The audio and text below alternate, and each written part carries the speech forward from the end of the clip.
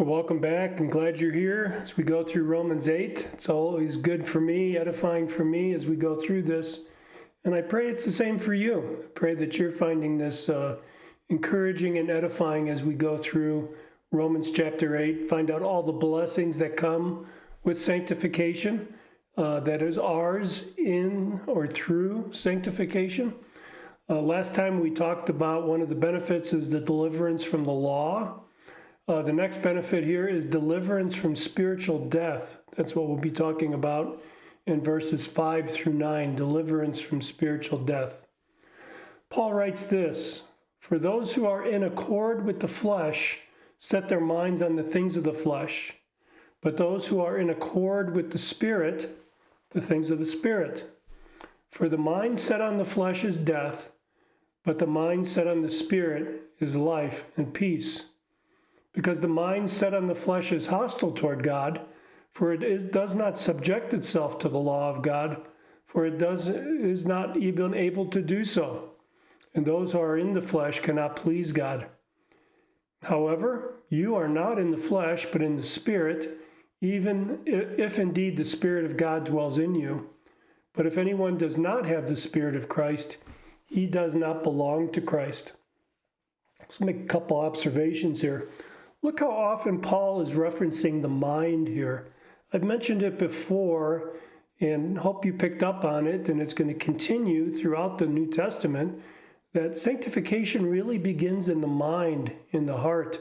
You know, Jesus said that whatever is in the heart comes out through the mouth, right? That whatever we express verbally, however we live, first begins in our mind, in our spirits, in our heart is another biblical phrase that's referring to this inner man that is transformed by our salvation, which continues on into sanctification.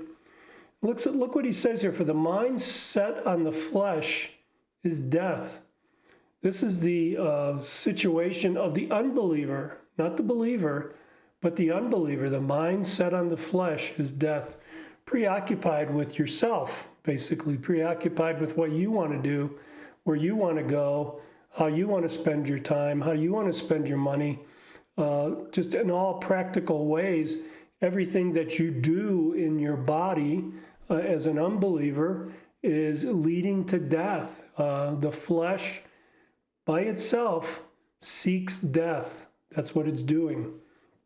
Now, it's frustrating to me sometimes because we see so many churches and so many that I visit have program after program that's really oriented toward trying to sanctify the unsaved, which is an impossible task. We have to first begin with a mind that's been regenerated, a mind that's been transformed, a mind, he says here, that's in accordance with the Spirit.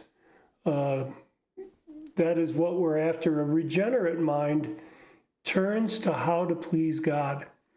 Now, I understand at the beginning of salvation, this might not be apparent to you, but as you grow in the Lord and as you seek things more and more, you'll see God leading you and guiding you, and your mind becomes preoccupied with the Lord and how to please Him and how to serve Him and how to bring really your whole life under the authority of God.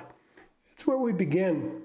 And it is the resting in the cross of Christ and peace with God that Paul talks about in verse 7, that when our mind is hostile to God, we're at war with Him. We have enmity, it says in Genesis and Colossians, for it does not subject to itself to the law. So we're resisting Him.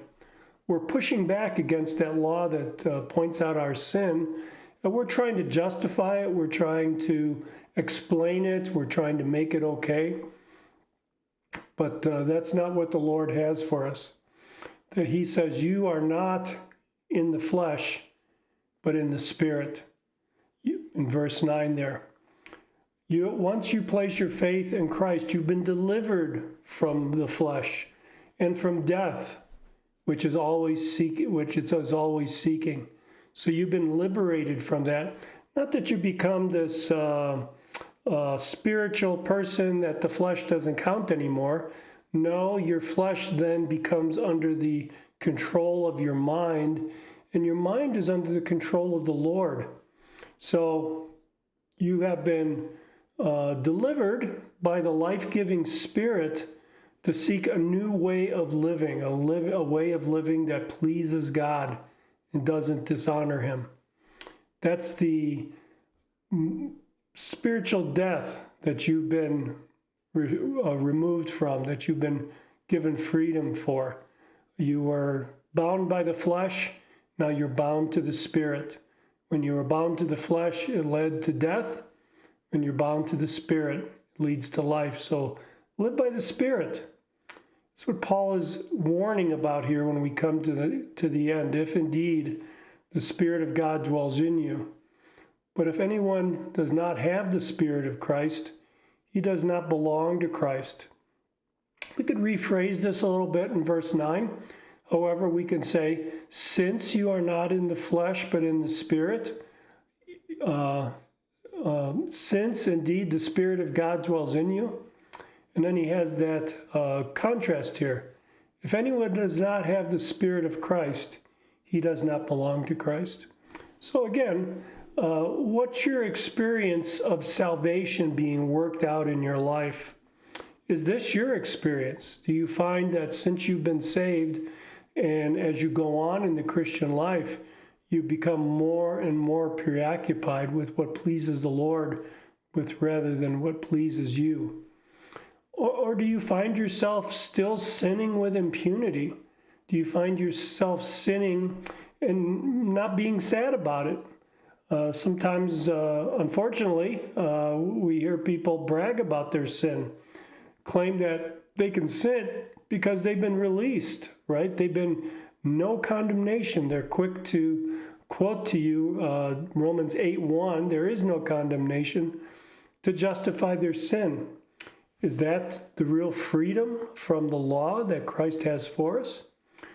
If this is your experience, if you find yourself justifying your sin or claiming deliverance and your impunity to sin, that you can go on and sin freely, then perhaps you're in the flesh. Perhaps the Spirit of God is not in you, or perhaps you're resisting the Spirit of God that is in fact in you and working in you and urging you to go on in the Christian life. I pray for you, brothers and sisters, that you are either walking in the Spirit or that you are not resisting the Spirit in your life. And if you find yourself doing that, might be helpful for you to go back and go through that section on salvation again and receive what the Lord has got for you. God bless you.